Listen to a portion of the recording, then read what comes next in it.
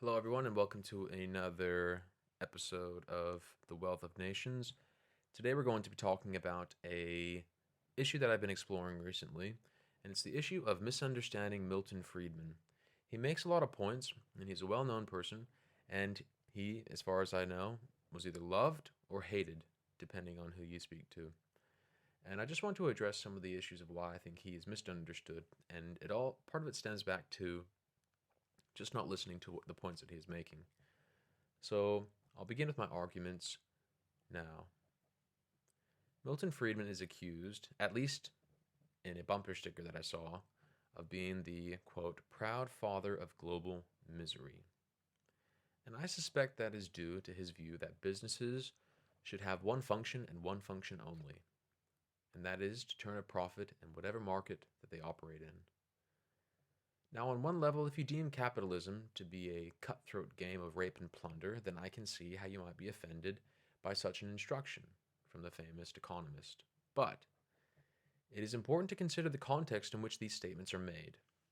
Taken in isolation, one might be rightfully outraged, but that's not how these statements were made. We have to take things in consideration.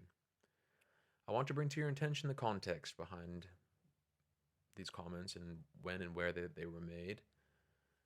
Milton warned the businesses should not get involved in social activism, and we are seeing that happening today. Milton Friedman's injunction that the business's sole function is to turn a profit came from an article he wrote in the New York Times Magazine titled, "The Social Responsibility of Business is to Increase Its Profits." He began with a harsh criticism for any business person that came forward to declare that business cares about social responsibility, that is, employment, poverty, alleviation, etc. He said these people were preaching, quote, pure and unadulterated socialism, close quote. He said, quote, businessmen who talk this way are unwitting puppets of the intellectual forces that have been undermining the basis of a free society these past decades, close quote. I suspect these intellectual forces are those same forces today occupying the left-hand side of the political spectrum. When Milton Friedman says the sole function of business is to increase profits, he is saying that to counter the view of executives and other business leaders saying that they should be involved in all manner of social activism. Friedman made a distinction, explaining the difference between an executive occupying a position on a board versus a person campaigning or contributing to social causes on his or her own time. This distinction is no longer there in society, as many corporations believe it is their responsibility to comment or to take positions on social issues in society. And Milton Friedman, in his time, was a voice discouraging such behavior. And his article was written in 1970. So a long time ago, he could see these forces at work trying to undermine society through social activism. Milton argues that by executives engaging in social justice, they are spending money for marketing campaigns, for example, that are not in the interest of improving the financial situation of the company. He says these types are using the socialist methodology that political means are not and not market means are the preferred way to determine where resources are devoted. The political means are basically one of impositions through force rather than letting people make decisions for themselves. And we can see this playing out today, where executives and other business types are wading into the waters of social activism and social justice. One example that comes to mind is Qantas. I don't think Milton Friedman considered in his time this type of work that is being carried out. It is one of clever marketing campaigns to influence public opinion. One might argue that setting a marketing budget aside for social influence campaigns is but a minor cost, one that most shareholders wouldn't bother paying much attention to, but the issue arises when we consider the diversity of opinion in society today. We can see how this is playing out in a few issues with Qantas. For example, in the same-sex marriage postal vote campaign, there were agitations by Qantas to influence public opinion. The company invested in little black rings with this tiny gap in them, with that tiny gap symbolizing that marriage was not given to all people in society. Their employees were encouraged to wear these rings, and I'm sure for some of their employees that have traditional views on marriage, this would have been uncomfortable for them. There may have been people who worked at Qantas just out of principle, didn't want to wear the ring and be used by their company to push an agenda. Milton speaks highly of business and trade as a way to encourage harmony between people. But these social justice efforts by companies, in my view, can only add fuel to the divisions we are seeing today. Another example of companies fueling division in society is Gillette, making moral stances on issues relating to men. I would argue that it only proved to further divide public opinion, and in some cases was bad for the company's bottom line. There were people who said that they would never buy Gillette products again, and some people called for a boycott. For companies that are responsible to those that invest in them, it is hard to see how such a marketing campaign is justified.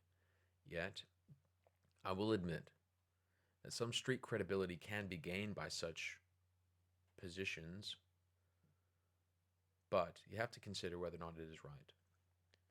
I explored a bit deeper to understand who was behind the Gillette campaign, and it helped me to understand why it is an issue for businesses to take positions on social issues.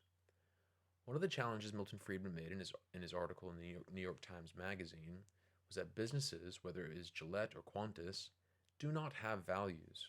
Rather, it is the people that work for those companies that have values. And not all of those people will have the same views. He also mentioned that executives who play this game are the unwitting puppets, I imagine, of ideologues trying to socially engineer society. And so who are these people? I read an interview with a woman who is behind the Gillette campaign, and she very much speaks like a social engineer. She's well aware of the power that she has in her company, and she's well aware of the power that she has to influence people. The Procter & Gamble executive said, "We believe advertising has the power to change mindsets. In many cases, it really influences popular culture because it's seen so many times and with such frequency. And so a very big part of our gender equality effort is really focused on leveraging our voice in advertising and media." Close quote. Now, just because you have the power to do something doesn't always mean that power needs to be exercised. I also question whether this is the appropriate course of action for any company. Yes, they have the power to shape public opinion, and the marketing department's role is to shape public opinion on the quality of the products being sold. Now, it seems they deem it appropriate to use their power to influence people on social issues, and I don't see how it is justified.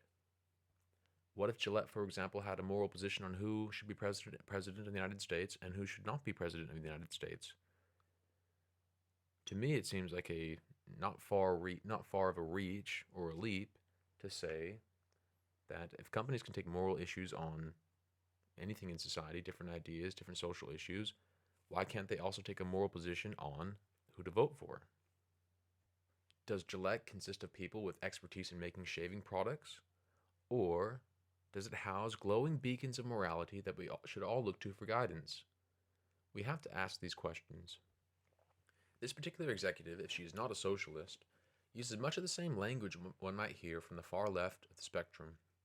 She's an advocate for workplace bias and privilege training for males. She mentioned intersectionality theory as well. She's aware that she's the world's largest advertiser and believes they should use their voice to tackle bias. She's also aware of the power of her corporate voice to tackle bias. And lastly, she thinks it is proper for her company to work with governments in developing countries to change legislation so women have access to work. Now, think about that for a moment. She believes that she has the power to work with governments in developing nations to change their legislation so women have access to work. So my question is, where does it end? Where does this moral influence and this corporate social responsibility end? It doesn't end with razors for Gillette. It extends to different countries, wherever they may be, to influence them. Now, I'm making the case that this person is aware of the power she wields through her publicly held company and is using it to pursue her ideological agenda. She goes on to say that she's proud of the 50-50 leadership split between men and women at the more junior level of her company, but I can't help but wonder in all that whether or not you can avoid discrimination on the grounds of sex when trying to achieve parity. If you have 5 male leaders and 4 female leaders with one spot to fill, it appears to me that a company so committed to equality would inevitably have to reject the male applicants and only hire a female to make sure that it was 50-50. Such hiring practices fly in the face of the merit-based system, where the best candidate is chosen, whether they are male or female, based on what they can achieve through their talents and their abilities. I find it hard to believe that we can have both a merit system and an equity system at the same time. We will have to pick one. At Procter & Gamble, they've partnered with a nonprofit that helps companies build inclusive and equal workplaces. The men are targeted as those pesky beggars that are a hindrance to equality through the men's program called Men Advocating Real Change, or MARC for short. The goal of the program is to teach the men about their privilege and their bias. If you look at the board of directors for Catalyst, the picture becomes more clear about who's behind the social engineering in society today. The top executives come from all over the corporate world: Deloitte, UPS, Pfizer, KPMG, Uber, Coca-Cola, Accenture, Procter & Gamble, of course, EY, and Chevron. I want to put to you the possibility that Milton Friedman had some inkling into the power corporations have and the power they could wield over people in society. I want to put to you that he emphasized the primary motive of business to increase profits was to ensure they didn't exercise any undue influence on the population. It was very simple advice.